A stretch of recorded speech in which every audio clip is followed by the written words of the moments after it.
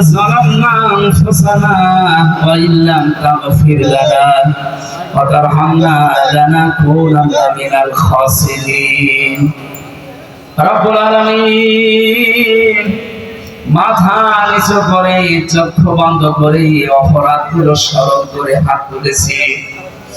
গভীর রজনী এখন কিছুক্ষণ পরে তাহাজ্জুদের আরম্ভ হয়ে যাবে। অর্থ হাজার হাজার বান্দা বান্দি আমরা ইব্রাহিম নবীর জীবন থেকে সিদ্দিক এবং নবী, আমাদেরকে তুমি কি আমাদের ময়দানে হয়তো নবীদের কাতারে দেবে না, কিন্তু সিদ্দিকদের কাতারে দাঁড়ানোর যোগ্যতা তৈরি করে দাও। সত্যকে সত্য জানার পরে আমরা যা প্রতিদাহীন চিত্তে মেনে নিতে পারি এইরকম যোগ্যতা আমাদের তৈরি করে দাও। আল্লাহ তাআলা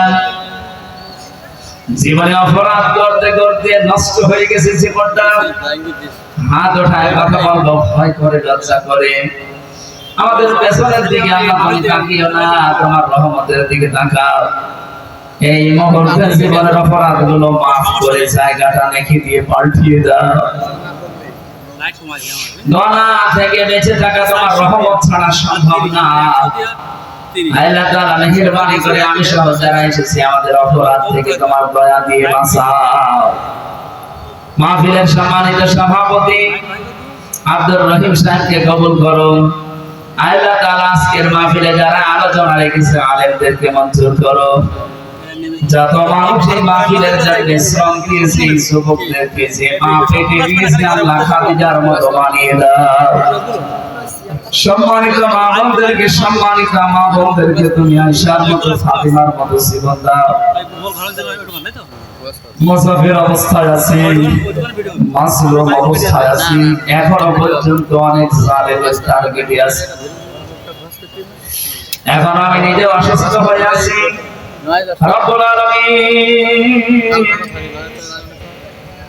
মুসাফিরের দোয়া, অসুস্থ মানুষের দোয়া, মাসলুম মানুষের দোয়া তুমি ফেরত দাও না। আমরা হাদিসে পড়েছি মন থেকে তোমার কাছে জীবনের সর্বশেষ কথা এটা চর্ম চোখে যেন দেখে যেতে পারি বাংলাদেশটা কোরআন দিয়ে চলছে।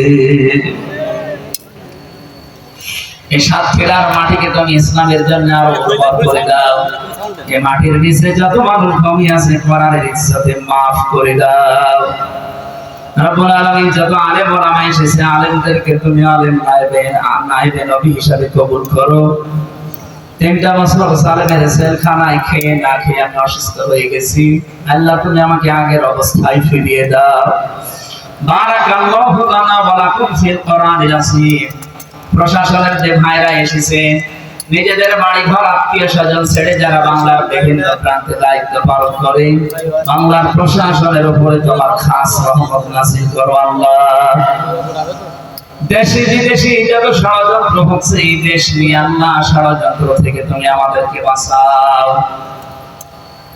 বারাকাল্লাহু লানা ওয়া লাকুম ফিল কোরআনিল আযীম। জীবনের শেষ কথা যেন এইটাই হয়, লা ইলাহা ইল্লাল্লাহু মুহাম্মাদুর রাসূলুল্লাহ।